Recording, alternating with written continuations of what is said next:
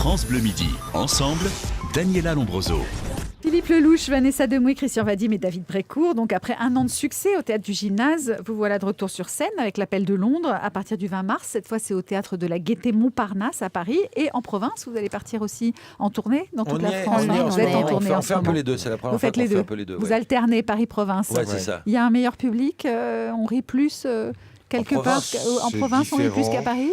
Ouais, un peu plus, je pense. Je pense que les gens, en règle générale, sont plus détendus en province. Ouais, donc, ils sont peut-être plus à même aussi à être réceptifs et donc plus démonstratifs. Et pièce après pièce, vous êtes toujours donc tous les quatre. Hein, vous n'en avez pas marre. Si, ça dépend des jours. Bien sûr qu'on en a tous un peu marre parfois.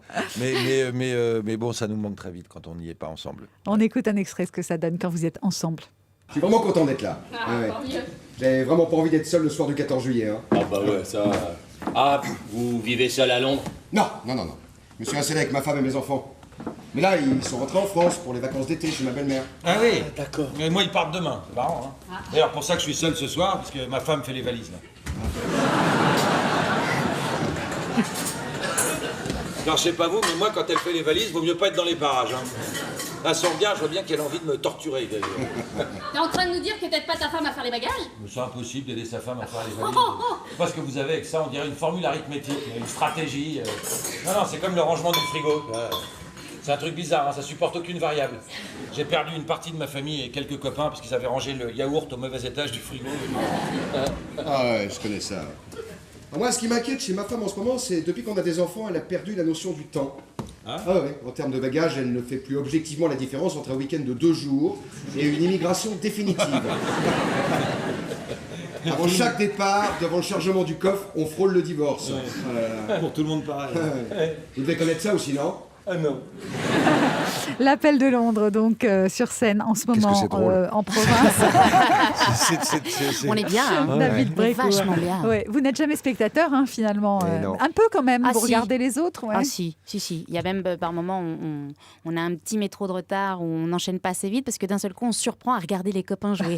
Donc ça nous arrive. C'est une marque en tout cas, hein, cette bande des quatre. Je pense que les gens viennent voir cette bande parce qu'ils savent qu'ils vont y trouver quelque chose de drôle, de malin, d'assez futé aussi, et qui parle quand même un peu de notre société à chaque fois. Hein. Cette pièce, c'est donc l'histoire de Charles, joué par vous, Philippe Lelouch. Vous êtes avocat, François, Christian Vadim, écrivain, Jean-Christophe, David Brécourt, trader.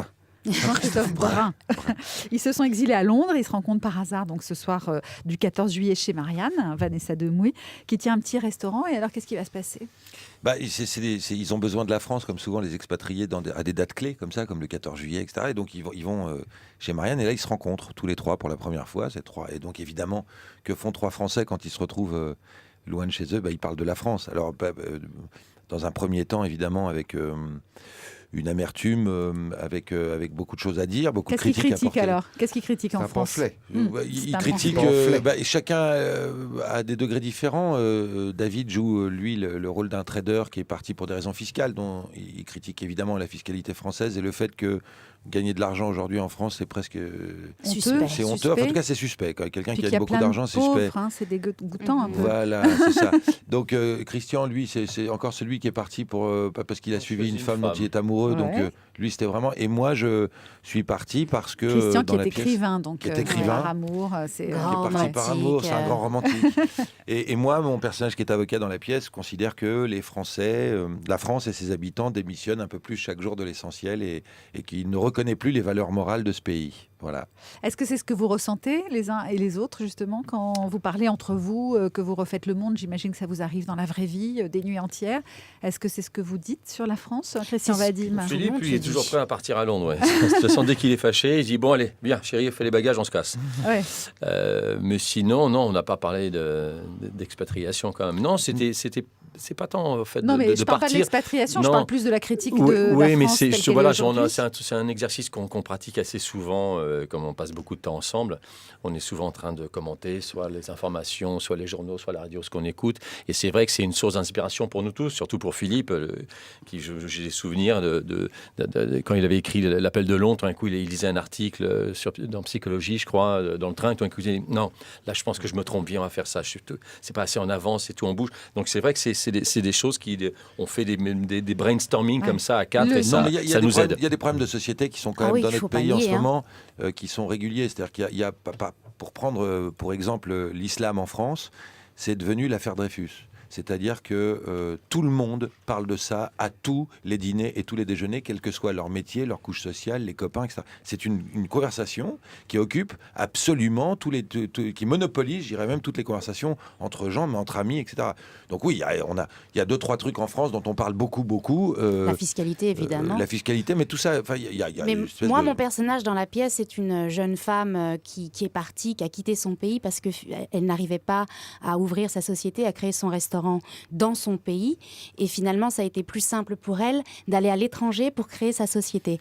Et le fait est que ma sœur est partie en Angleterre, qu'elle est maintenant responsable d'un hôtel là-bas. Elle n'est pas à Londres, mais elle est en Angleterre, et qu'effectivement, ça a été beaucoup plus facile pour elle d'accéder à son métier qu'en France. Donc oui, il y a évidemment un sujet de société dont on parle énormément aussi. Ça occupe aussi beaucoup des conversations entre amis, cette idée d'exil, de quitter la France, de la France qui se paupérise pour des raisons effectivement qui sont propres à chacun. Est-ce que l'herbe est plus verte ailleurs ? Ah voilà, non, à Londres. Justement. Est-ce que vous êtes allé parler avec des Français de Londres ? Oui, bien sûr. Ouais.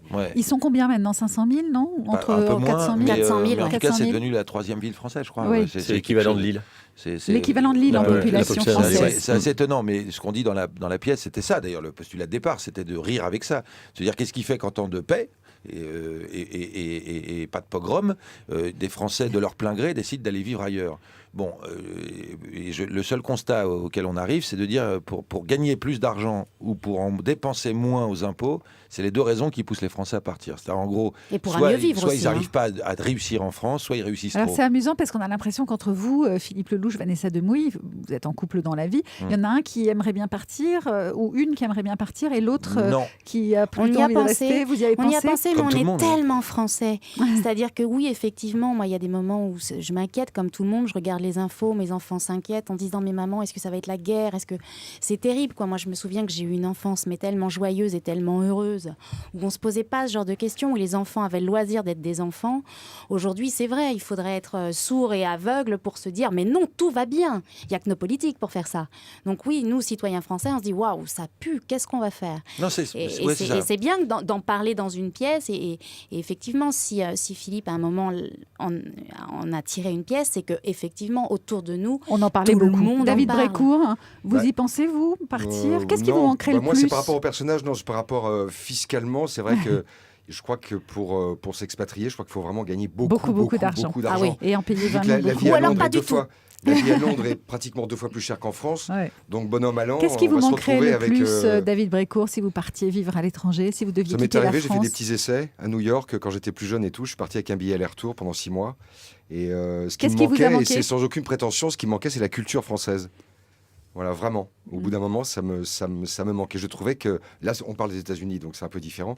Je trouvais qu'il n'y avait pas de culture là-bas. Et que j'avais envie de retrouver... Est-ce que vous allez jouer la pièce à Londres ? Pour les Français là-bas, parce qu'il y a ça se pourrait. Il y a des chances. Il y a des chances. Vous pourriez faire un tabac là-bas. Tout va bien maintenant. En tout cas, vous êtes sur scène ensemble dans toute la France et à Paris. La pièce s'appelle L'Appel de Londres, à partir du 20 mars au Théâtre de la Gaîté-Montparnasse. Et puis en tournée le 27 mars à Longjumeau, le 13 avril à Asnières. France Bleu.